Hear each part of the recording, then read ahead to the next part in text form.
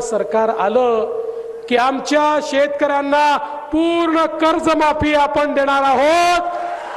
शेतकऱ्यांचा 7/12 करूया कोरा कोरा कोरा कोरा 7/12 शेतकऱ्यांचा करण्याचा निर्णय आपल्या सरकारने घेतला। पाहूया 31 तारखेच्या आत आपापले पैसे भरा पीक कर्जाचे। तर तुमच्या अंगात हे बेमानीचं रक्त आहे हे लोकांना दिसलं आहे। 5 वर्षाकरता आमचं सरकार आहे।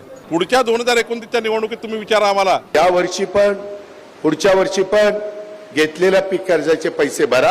अजित दादांनी जी भूमिका मांडली आहे ती सरकारची आहे। जे काही सांगितलेलं होतं ते प्रत्यक्षात कृतीमध्ये येत नाही। अजित दादांनी कधी म्हटलं नाही की शक्य नाही। अजित दादांनी कधी म्हटलं नाही की शक्य नाही। करणारच चवर जोर देऊन सांगत होते। त्यामुळे मग राज्याच्या तिजोरीमध्ये खडखडाट होईल, पगार देणे सुद्धा मुश्किल होईल मला असं वाटतंय। कटेंगे तो कटेंगे असं म्हणणाऱ्यांना प्रचंड हिंदू शेतकऱ्यांची आत्महत्या होते ते दिसत नाही का?